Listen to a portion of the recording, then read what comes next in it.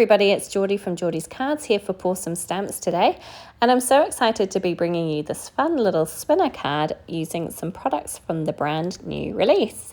So I have here the Hauntingly Sweet stamp set. Isn't it just adorable?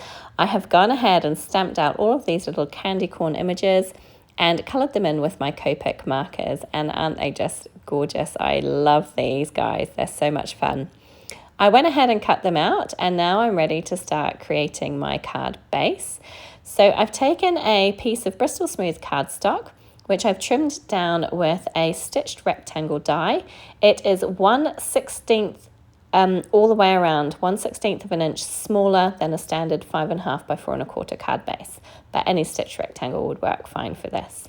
Now I've gone ahead and masked off the edges of that stitched rectangle so that the stitching edge will be white when I remove the stencil. And I'm using this gorgeous tangled web stencil from the new release. It's so much fun, perfect for Halloween. It would make such a fun card, and you can use it in so many different ways.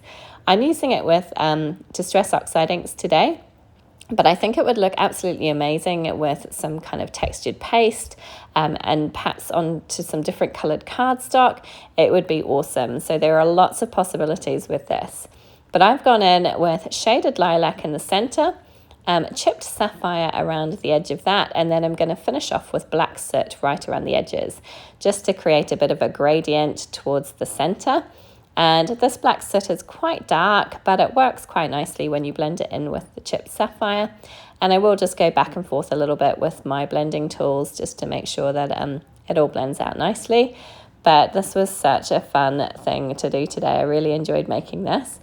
And I am always messy with stencils. I don't know, I always manage to shift them around, but this one was so easy to line back up. It was no problem whatsoever. So it was very, very easy to use.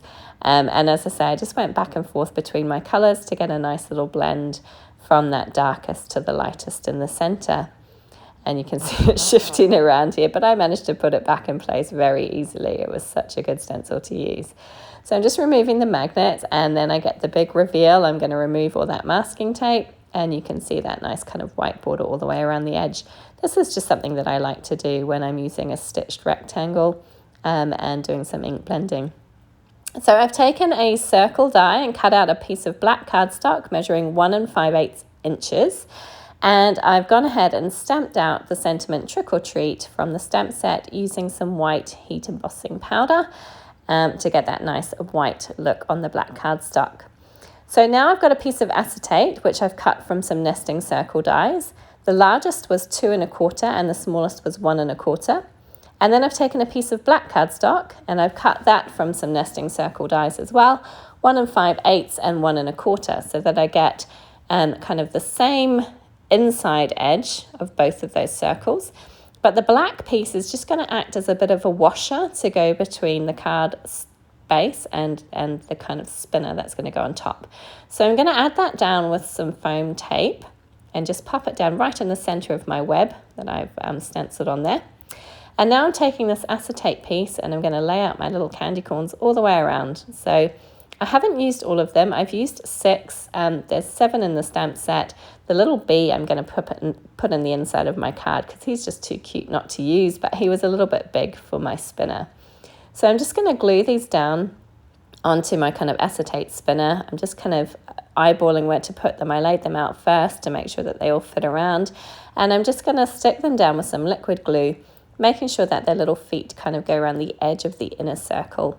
And I used acetate. You don't have to. You could use cardstock for this. And you don't really need any specialty dies for this. You just need some nesting circle dies. And you don't have to use the same measurements as I've used. I just kind of went with what I had in my stash and kind of made it work. So it's a really easy little interactive card to make. I'd never made one before, and I have to thank Candice from our design team for giving me the inspiration, because she makes some amazing ones of these, and I just kind of had to have a go. So now I'm going ahead and I'm attaching some foam tape to the back of my little candy corns. Now, I'm not going to be removing the release paper from these. This is just to give them a little bit of height from the back of the card to make sure that they don't droop down too much. So you don't want to stick them down. It's just to give them a little bit of height from the base of the card. So obviously you want it to be able to move, so don't take the release paper off. In the center of that black washer piece, I've added 2 layers of foam tape. So the foam tape comes up higher than the black piece, and then you can see that my spinner is kind of going to fit over top of that and spin around. And then my center circle, which is where I've done my sentiment, is just going to pop on top of that. So I've gone ahead and used a little bit of powder tool to help it spin smoothly. And then I'm using some liquid glue to make sure that that center circle is stuck down nicely. And there you can see my little mechanism is working really, really well, and I'm really happy with it. Didn't it turn out cute? These kind of little candy corns spinning around the web. I thought it was lots of fun. I've taken a piece of black cardstock and created a standard size card base at 5.5 by 4.25. And then I've just trimmed out a piece of white cardstock. Again, the same size as that front panel, just 1/16 of an inch all the way around, smaller than a standard size card base. And I stamped out a sentiment from the stamp set which says, "Wishing you a hauntingly sweet Halloween," and I just thought that worked really, really nicely.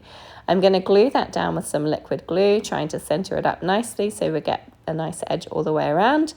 And then I'm going to take that leftover little candy corn, the bee, and I'm going to pop him inside. I thought about putting him up the top, but I decided he looked better down in the bottom right-hand corner, so that's where I've gone ahead and stuck him. And I just thought that was a nice little extra to add for the recipient when they open the card.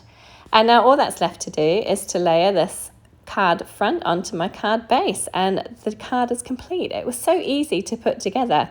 I really encourage you to try one of these spinner cards. It's so much fun. And I really encourage you to go and check out the Pawsome Stamps website to see all the amazing products from the new release. There are really some stunning things in there. Go and check it out. You won't be disappointed. I hope you enjoyed this card today. Thank you so much for joining me. Please do leave it a thumbs up if you enjoyed it. Please do subscribe to the Pawsome Stamps YouTube channel. We would love to have you come back again. And we've left some videos here that you might enjoy as well. Thank you so much for joining me today. Take care. Bye-bye.